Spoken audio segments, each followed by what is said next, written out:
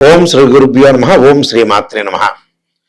April 21వ తారీఖు నుంచి 30వ తారీఖు వరకు కూడా ద్వాదశ రాశుల యొక్క ఫలితాలు ఏ విధంగా ఉన్నాయో ఒకసారి తెలుసుకోవాలి.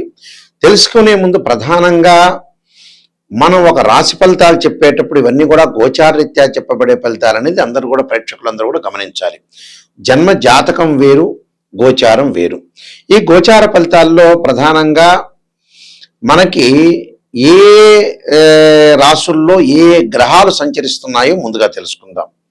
కుజుడు, శని, బుధుడు మీనరాశిలో సంచారం చేయటం, మేషరాశిలో రవి, వృషభ రాశిలో శుక్రుడు యొక్క సంచారం, మిథున రాశిలో గురువు, అలానే ఇక్కడ రాహుకేతువులు, రాహు కుంభరాశిలోను, కేతు సింహరాశిలోను సంచారం జరుగుతుంది.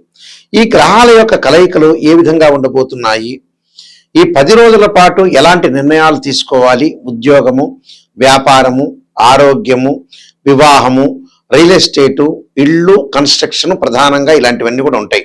సంతాన పరంగా కానీ, ఆరోగ్యపరంగా కానీ, ఉద్యోగ పరంగా కానీ ఇలాంటి విషయాలు ఏ విధంగా ఉండబోతున్నాయి, మనం తీసుకోవాల్సిన నిర్ణయాలు ఏంటి, మనం తీసుకోవాల్సిన జాగ్రత్తలు ఏంటి, మనం చేసుకోవాల్సిన పరిహారాలు ఏంటి అనేది మనం క్లియర్గా తెలుసుకుంటే, మనం ముందు జాగ్రత్త తీసుకుంటే ఎప్పుడూ కూడా మనం చాలా జాగ్రత్తగా మనం ఈ గ్రహాలు ఇవి బాగలేదని మనం ఆలోచన చేస్తే దాన్ని బట్టి మన నిర్ణయాలు తీసుకునే అవకాశాలు ఎక్కువగా ఉంటాయి. ఎందుకంటే ఆరోగ్యం అనుకోవచ్చు, ఉద్యోగం అనుకోవచ్చు, వ్యాపారం అనుకోవచ్చు, ఫైనాన్షియల్ పరంగా ఉండే విషయాల్లో కూడా కొంత జాగ్రత్త వహించాలి.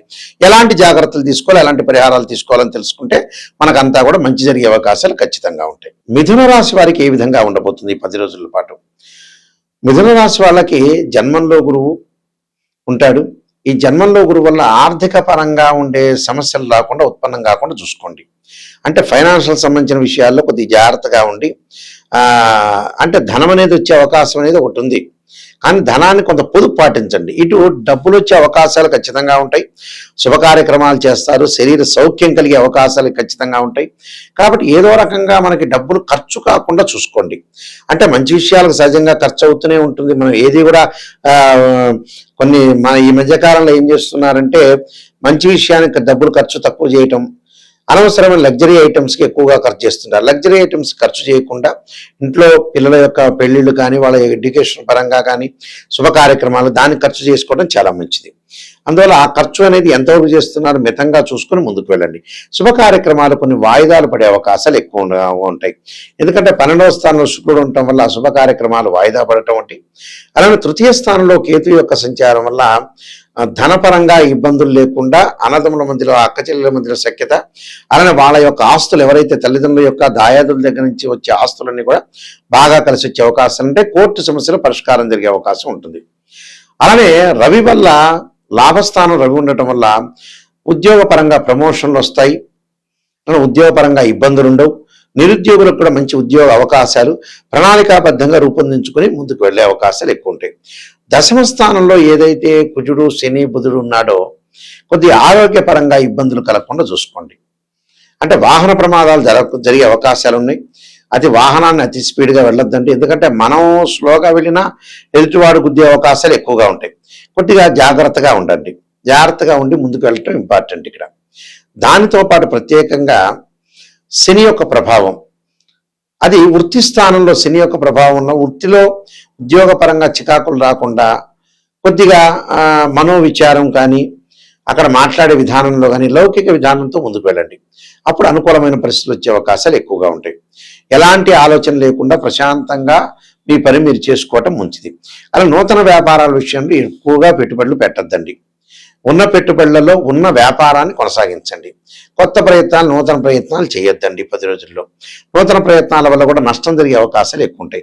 ఉన్న వ్యాపారాన్ని చాలా చక్కగా ఉంచి ముందుకు వెళ్ళటం చాలా మంచిది. రాహు యొక్క ప్రభావంలో విదేశాలకు వెళ్ళే అవకాశాలు ఎక్కువ ఉంటాయి. కంపెనీ తిరుగుడు వెళ్ళే అవకాశాలు ఉంటాయి. అలానే విద్యార్థులు కొంత అధిక శ్రద్ధతోటి ఎడ్యుకేషన్ ముందుకు వెళ్తే చాలా మంచిది. ఎందుకంటే చదువు మీద కాన్సన్ట్రేషన్ చేసి మంచి వ్యాపకంతో వెళ్తేనే చాలా మంచి జరిగే అవకాశాలు ఎక్కువ ఉంటాయి.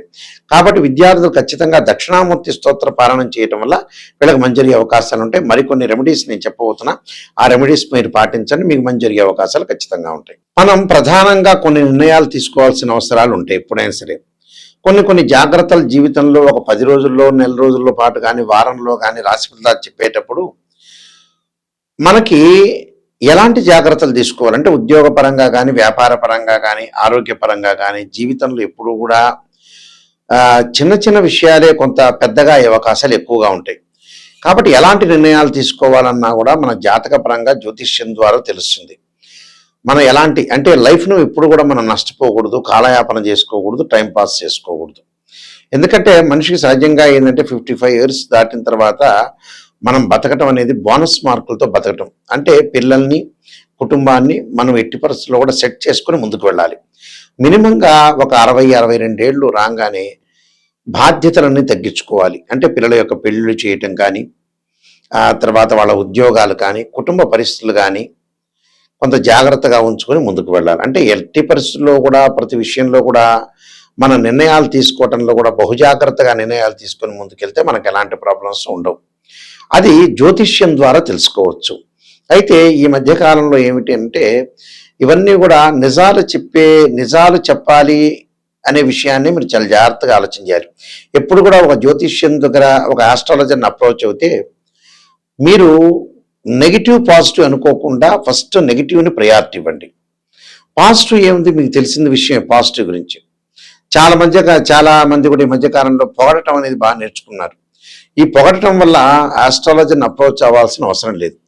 ఏదైతే నెగిటివ్ ఉంటుందో దాన్ని మనం పాజిటివ్గా చేసుకుంటేనే జీవితంలో మనం సూపర్ స్టార్స్ అవుతాం.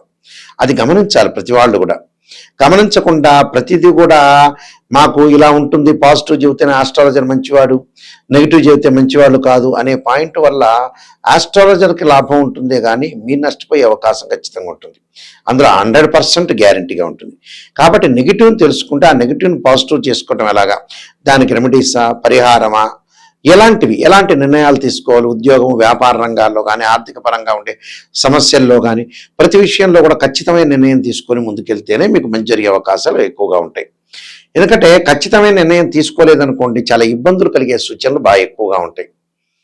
కాబట్టి ఇలాంటి ఇబ్బందులు మీరు అధిగమించాలంటే ఆస్ట్రాలజీ పరంగా కరెక్ట్గా విషయాలనేవి తెలుసుకుంటేనే లైఫ్ అనేది మనకి ముందుకు వెళ్ళే అవకాశం ఎక్కువ ఉంటుంది. ఇవన్నీ కూడా గోచారరీత్యా చెప్పే ఫలితాలు. గోచారం ఎప్పుడు కూడా 20% ఉంటుంది. అంటే ఈ 10 రోజుల్లో తీసుకున్న నిర్ణయాలు. బర్త్ చార్ట్ అంటే ఏంటంటే లైఫ్ లాంగ్గా ఉండే ప్రొటెక్షన్ అని అర్థం.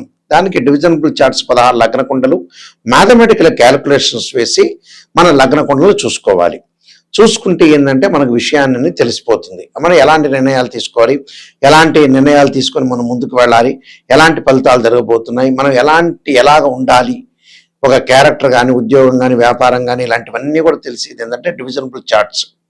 అంటే వివాహం కాలేదంటే రాశిచక్రము, నవాంశము, భావచక్రం, దశలు, అంతర్దశలు. అలానే వృత్తిపరంగా రాశిచక్రము, దశమాంశము, భావచక్రము, దశలు, అంతర్దశలు.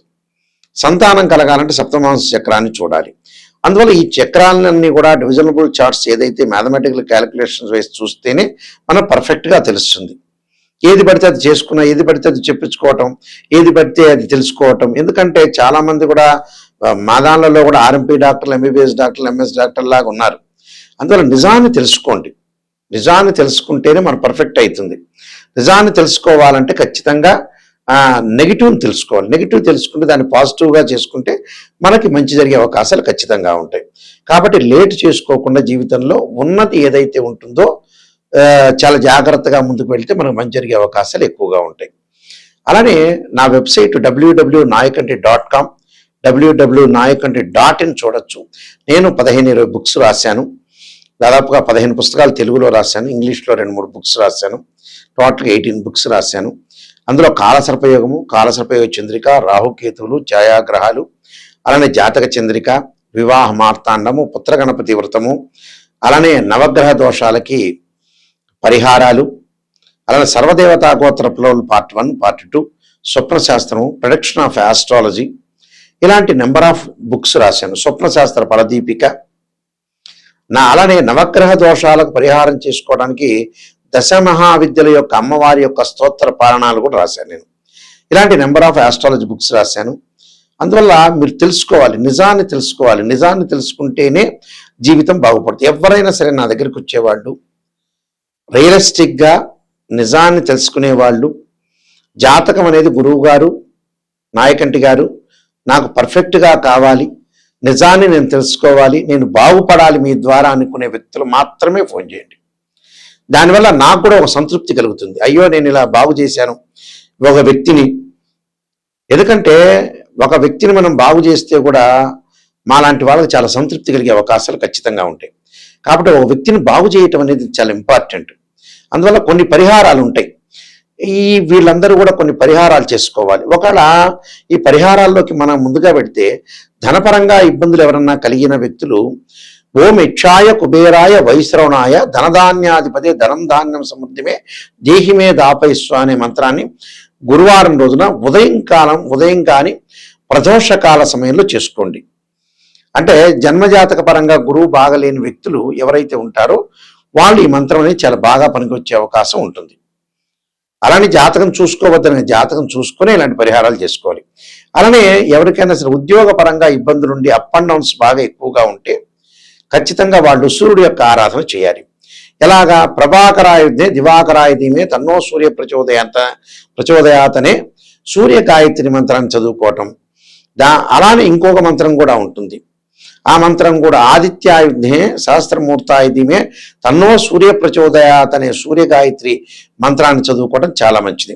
అలానే మానసికంగా బాధలు పడుతున్న వాళ్ళు క్షీరపుత్రాయుధే అమృతతత్వాయుధీమే తన్నో చంద్ర ప్రచోదయాత్ అనే మంత్రాన్ని, అలానే జాతకంలో గురువు బాగలేని వాళ్ళు తారా మహాదేవి స్తోత్రాన్ని, ఎల్లాటి శని జరుగుతున్న వాడు దక్షిణకాళి స్తోత్రాన్ని పారాయణం చేయాలి. దక్షిణకాళి స్తోత్రం అనేది పారాయణం చేయటం వల్ల శని యొక్క దోషాలనేవి తొలగిపోతాయి. అంటే వాళ్ళ యొక్క దక్షిణకాళి స్తోత్రం అంటే శనికి అంతరిక్ష దేవత. అలానే గురువుకి తారామహాదేవి అంటే ఏంటంటే అంతరిక్ష దేవత. అంటే ప్రతి గ్రహానికి అధిదేవతలు, అధిష్టాన దేవతలు, ప్రత్యర్థేవతలు, అంతరిక్ష దేవతలు కూడా ఉంటారు.